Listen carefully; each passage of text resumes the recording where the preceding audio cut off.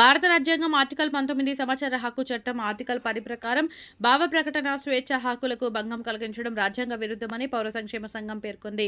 విశాఖ జిల్లాలో లీడర్ పత్రిక సంపాదకునికి ఓ అధికారి బెదిరింపు తీరుగా నోటీసులు ఇవ్వడం, పార్వతీపురం మన్యం జిల్లాలో ప్రజాశక్తి విలేకరిపై రాజకీయ దాడులకు పాల్పడటం దుర్మార్గపు హేతువుగా ఉందన్నారు.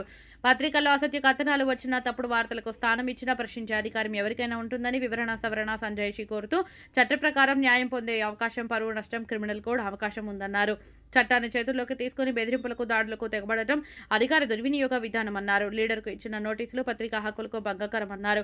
మన్యం జిల్లా ప్రజాశక్తి పాత్రికేయునిపై దాడికి దిగజారడం అసాంఘిక నేరమన్నారు.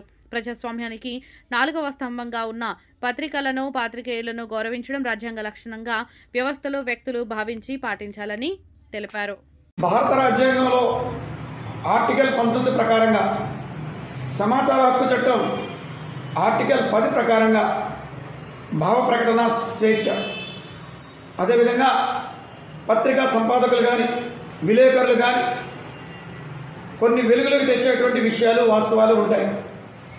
అవి తమకి వ్యతిరేకంగా ఉన్నాయనేటువంటి అభిప్రాయం ఉంటే, అందులో నిజం లేదని అనుకుంటే దానికి సంజాయిషీ కోరవచ్చు, వివరణ ఇవ్వాలని కోరవచ్చు.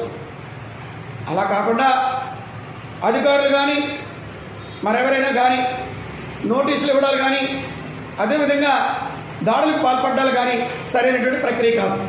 విశాఖ జిల్లాలో లీడర్ పత్రిక సంపాదకుడు మరి ఒక ఆర్టికల్ని ప్రచురణ చేసినప్పుడు ఒక అధికారి మరి నోటీసులు పంపడం అనేటువంటిది బాధ్యతారాహిత్యమైనటువంటి విధానం.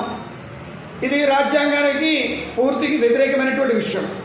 అలాగే మన్యం జిల్లాలో ప్రజాశక్తి విలేకరి మీద దాడికి పాల్పడినటువంటి దురదృష్టకరమైనటువంటి ఘటన చాలా విచారకరం. చట్టాన్ని చేతుల్లోకి తీసుకుని మరి పాత్రికేయులు వార్తలు విరుద్ధంగా రాసేటటువంటి వాతావరణంతో ఇటువంటి ఉన్మాద చర్యలకు పాల్పడడం అనేటువంటిది క్షమించరానటువంటి నేరం.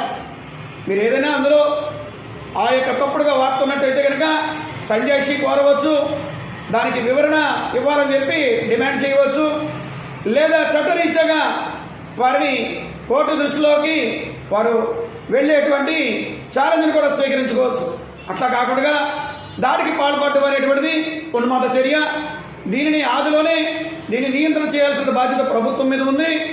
మరి పత్రికా వ్యవస్థ అంటే ప్రజాస్వామ్యానికి 4వ స్తంభంగా ఉన్నటువంటి విషయం అందరికీ కూడా తెలిసినటువంటిది.